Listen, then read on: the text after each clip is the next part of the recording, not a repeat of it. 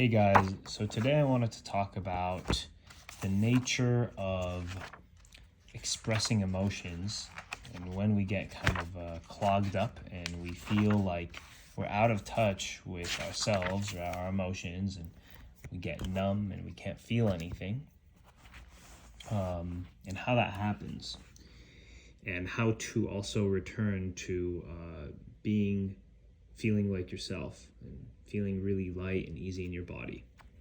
So when you're a baby, you are completely free in your emotions. And in fact, you're so free in them, they overtake you. You're a little baby, I draw a little baby. You feel a certain way and you act on it. So, something hurts, existence is a lot, and you start crying, instantly. And you can't control your tears. You're just crying, and it's painful. Existing is painful. You're hungry, you're crying. You're sad, you're crying, you want attention, you cry, So there's all of these things. It's like a chicken like there's all of these things that affect you when you're a baby.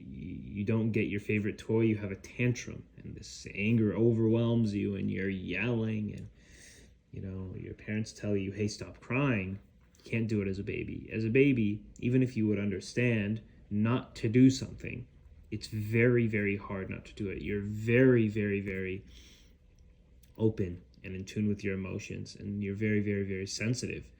You're very perceptive. You're probably more perceptive as a baby than you are as an adult, even though your mind doesn't know it yet.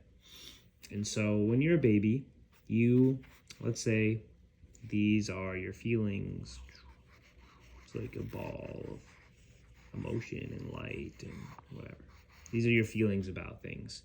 You like this, you don't like this, you want this, you hate this, this hurts, this feels really good, da da da da da. And so these are all the feelings kind of oozing out of you. This is your expression of yourself. This is who you are. This is what you like, what you don't like, and it's just, it's naturally flowing out of you, right? And you express that without even thinking, and you don't need to have a logical understanding of how to express it. You just feel naturally and innately, and there's nothing blocking you, and you act naturally and innately, and there's nothing blocking you, right? So this is as a baby. Now, when we're babies, we also learn, because some things feel good, pleasurable. Some things feel pleasurable. And some things are painful, or they hurt, or they're unpleasurable, or they're uncomfortable. They don't feel good. And I mean, only a human would understand this, right? Because if I stab you with a knife, you're gonna be like, ow, that hurts, I don't like that. But like, you need to know how not liking it feels. Like, intuitively how that feels. If you like stab a rock, it's not going to have emotions. It doesn't have any preference what you do to it. You know what I mean? Because it doesn't have emotions. Well, maybe there is, but I don't know. That's something else. So having a preference for what you like, you don't need to think about it. It just comes out of you. Immediately, if you don't like something, there's this urge in your body to want to leave that situation. There's a pain there, and we all know it. It's in our being, right? So when you're a baby, you have certain things that are more pleasurable and certain things that are more painful. Now, what happens is, you start to learn to avoid the things that don't feel very good, and to seek these things. And of course, it's complex, because maybe once you're a toddler, you can get like a reward for doing something unpleasurable or painful, like brushing your teeth. I don't know. So, I'm not an expert in these dynamics, but this raw emotion of reaction, eventually we start to kind of block it off and create a wall or a persona as we grow up, right? And this is so that we only aim for the pleasurable experiences. And now I want to say that a lot of this, or most of this, is social, not natural. Meaning, let's say we naturally don't like something and we get very angry and we throw a tantrum expressing our dislike for something. That's natural and normal. We're not faking anything, right? All of our emotions are okay. But all of a sudden, our parents say, no, you cannot throw a tantrum in the public. This is not okay. You're not allowed to be angry. And obviously, as a little kid, you cannot contain your anger. This anger is so much, it's overwhelming. So you cry even more because it's so frustrating that your parents don't understand you. You cry more, and then your parents get even madder, and maybe they hit you, and then you cry even more. And then maybe they yell at you, and then what comes up is shock, and you numb it all down, right? And so this is an experience that says, hey, anger, this anger right here, it's not okay. We cannot express this, right? That's an experience, a painful experience we want to avoid, that restricts our essence, our being, what we feel about something. And all of a sudden, it's not safe to feel. So instead of feeling this anger, for our safety, what our mind does is like, hey, we feel angry about losing our toy, but the last time we expressed it, it was even more painful to be angry about it. So now, instead of being angry, we're going to have this cover emotion or cover act, which is not authentic. It's not true. So maybe like another kid steals a toy, but last time you got angry, maybe you got hit by the kid, or maybe your parents yelled at you for not sharing or something, right? And so you're going to stop expressing that anger. And you're going to maybe just put a smile, or just allow something to happen, or be still, fight or flight response. So as we grow up, we not only have opinions or experiences in a relationship to our world, we also have a relationship to our relationship to the world. So if we don't like something, we get rewarded or punished for not liking something. You don't like your broccoli, you don't eat it. If you get yelled at it and there's a lot of pain, like, hey, what are you doing? Eat your broccoli. You're going to not like your broccoli, and maybe there's disgust you feel. So like disgust, let's just say this is disgust. And then there's going to be pain associated to feeling disgust. So now all of a sudden, when you're disgusted at something, it's going to be harder to feel that because you were yelled at for being disgusted, right? Let's just say. Now, I'm not saying there shouldn't be parenting, right? We can handle these emotions with love. And also, yes, a kid should eat his broccoli, right? But yelling at your kid for not eating your broccoli versus saying, yeah, I know it's disgusting, I know it hurts, it's okay to feel this, but we still got to do it anyways, right? So not yelling at your kid, but instead guiding your kid and accepting his genuine natural being, his natural inclinations and love and desires for things. I don't think a wall would be made, right? Because he's met with love. His emotions are met with love, and still with you're being an adult with it, right? So these walls are when our being is met with judgment. It's painful. It hurts. And that's interesting. It hurts, right? It hurts heartbreak, answering your teacher and being humiliated, embarrassment, ridicule. These things hurt. Embarrassment, whatever. I'm not gonna write all these, but yeah.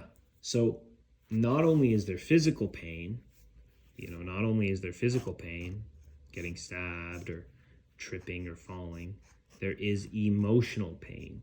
We seek acceptance. Seek acceptance. This emotional pain is important because it teaches us how to be a part of a tribe or a group. It teaches us how to relate to other people. So relating to others.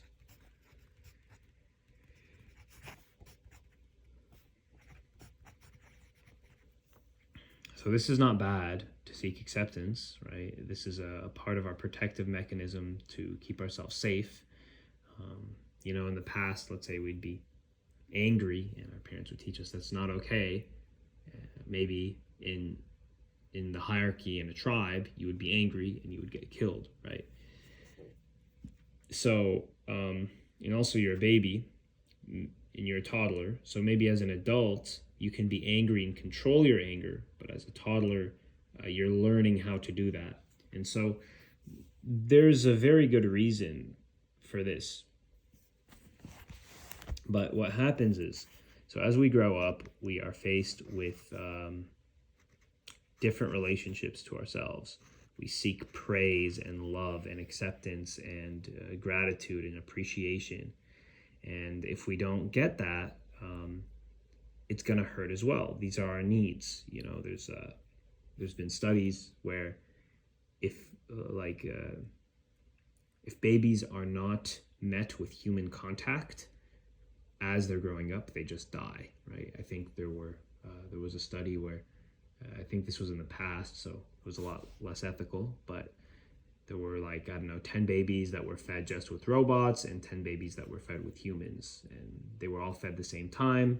It was just one had human contact, one didn't, and the 10 that didn't all died. The 10 that did have human contact lived. And don't quote me on the specifics, but yeah, that's the essence of it.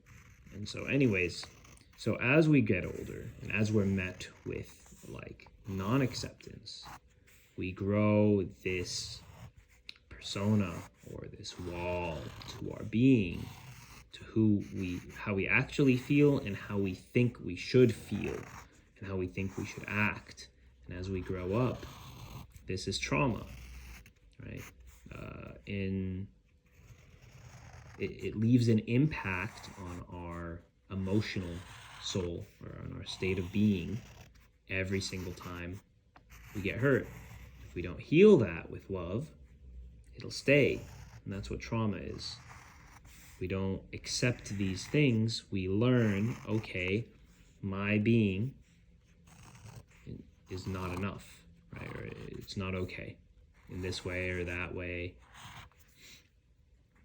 So as we grow up, there's certain times where maybe there's a situation where we're with our very close friends that we know love us, and we're doing the hobby that we love, and we're in a place in our life where we feel healthy, and we have a partner, and we have a beautiful job. And in this case, we can feel these circumstances allow us to feel how we feel. And we're a lot more free. Or alcohol, alcohol removes some of this, right? So, as we grow up, we gain kind of these walls to shield ourselves, these personalities, being nice to people when you really don't like them, not having boundaries, lying to people in order to gain their affection or attention. All of these things, we learn these personality traits that don't align to who we really are. And so we lie to ourselves and we lie to others. This is done to manipulate people's perception of us. And it's all subconscious. Like I use the word manipulate, but it's to shift or to change, right? Because we all seek acceptance, right? And this is a natural, normal thing to want. And in the past, we've had experiences that have hurt like crazy, and we want to avoid those in association to an emotion.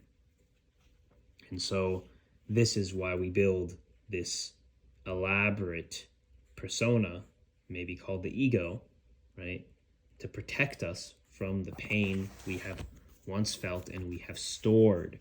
So now we have stored pain. It's wounds, it's emotional wounds that have not healed. So they're still tender to the touch. Imagine, you're just playing football or whatever. I meant soccer, but I'd say football, right? And let's just say you trip and you fall and you hurt your knee, okay? And now your knee needs to heal. So maybe for a week, you take it easy, you don't play too much, and your knee heals, and it's like you completely forgot it ever happened, right? Your knee is completely fine, and you're not scared of it anymore. It's like it never happened, right? So that's cool. But what if this knee injury was there and it never, ever, ever healed? What if that knee injury, your bruise, never was allowed the time to recover? And it didn't get the necessary nutrients to recover, and maybe your body wasn't able to recover for some reason. Now, all of a sudden, you would start to be playing football, or soccer rather, with in your mind the stress, oh, I better not fall on this knee again because it still hurts. And now you'd be running different. You would be kicking different. You would always have this anxiety on your mind. This is injured. I'm injured here. I need to avoid further contact with it. This is what happens with our past trauma and pain, We have not allowed the wounds, the emotional wounds of our past to heal. And I'll get into that as well, how to do that. But we have not allowed these things to heal. So what happens is, let's say there's a cut on your arm, or let's just say that's your knee injury, whatever, that's your arm. So what happens is, instead of this healing, this is still gaping wound, it's still bleeding. What your mind does is like, okay, this wound is never going to heal, right? This wound is never going to heal. I don't know how to heal it. It's there. What your mind does is like, okay, so first of all, let's put a Band-Aid on it. So it's still going to hurt like fucking crazy if it's ever touched, right? Now there's a Band-Aid on this wound, but this wound will never heal. So you're putting a Band-Aid on a permanent open gashing wound that is tender to the touch. Put a Band-Aid on it. Okay, so first your body puts, or your mind puts a Band-Aid on it. So, and then it like recovers it up with other skin. So you can't even see it anymore.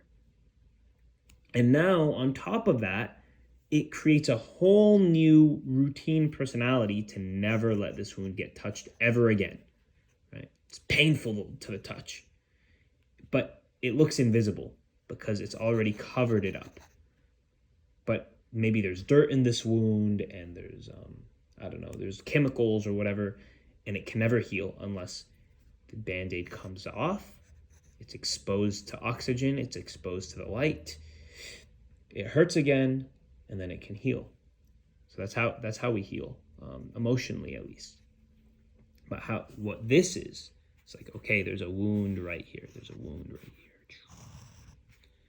And it stays. So this is the Band-Aid. This is the personality Band-Aid we put on it. Okay, now we're shy around older women because that one older woman, we're shy around older women when we are lectured because this one woman really criticized us when we were younger in her lecture, and it really hurt to be criticized and lectured like that. So now we're afraid of all older women when they lecture us, right? So that is an example of this, because, right? But the thing is, so like, let's say this is fear, right? This is fear, anxiety, closure. I want to write closure. Let's say this is, you close up. So instead of maybe feeling safe and expressive, you close up and you're tense and timid and scared. Now, how do you open back up? Well, you allow yourself to feel this. You remind yourself of this. And how do you allow yourself to feel this? It naturally comes up in the situation you need. And this situation will come up because that's the way the world works. Anyways, the situation will come up, right? All of these things end up coming up. And so you will feel this pain, this uncomfortability,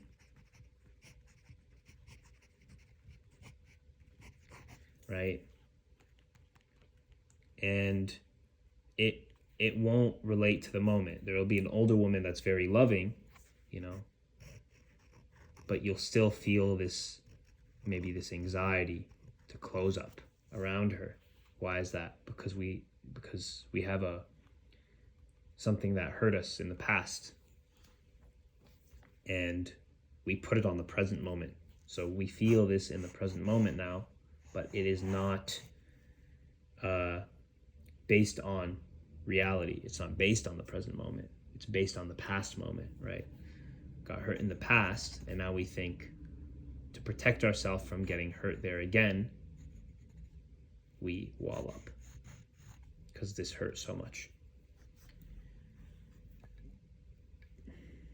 And so, how do we heal this?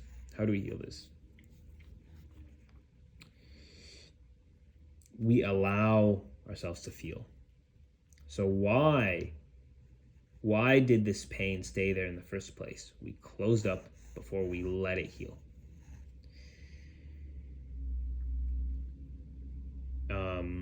And so if we take off this Band-Aid very slowly, very gently, because it's been a tender wound that's actually maybe even been growing over this time, maybe there's more experiences that add to it now. We take off this Band-Aid very gently, very compassionately, very slowly. The wound is now going to be exposed. We're going to have an open wound for just this moment. It's going to be scary and it's going to hurt. But just staying with it, just feeling it, just being with this open wound and relaxing into it, or just letting it be there in the present moment heals it. And you just feel it, and it's unbearable, and it's scary, and it's painful, and it's uncomfortable. And you don't want to feel it, but eventually you will notice that it's not there anymore, right? It's gone. And along with this pain, because this pain was the source cause, the root of this closure, this fear, this anxiety, you will no longer need this. They are connected, they are linked. And so now you are one layer closer to being free, to being who you are. And this is kind of how to heal. This is one way of how to heal. And so this is kind of like an understanding of how you feel, who you are, and then what you show to the world. This is very relational. This is relational to what you show to the world. Then also there's what you show to yourself. Some of these things might be so unbearable and painful you can't even show them to yourself. Like, let's say you're alone in your room. That usually allows you to feel a lot more, because a lot of these things are based on relationships. But even when you're alone in the room, there might be some things preventing you from feeling yourself. And so, I want to, just talk about the process of healing. One last thing. So, there's all of these things that have hurt in the past because we got judged, or we got embarrassed, or we got of these ways, and they block us from feeling,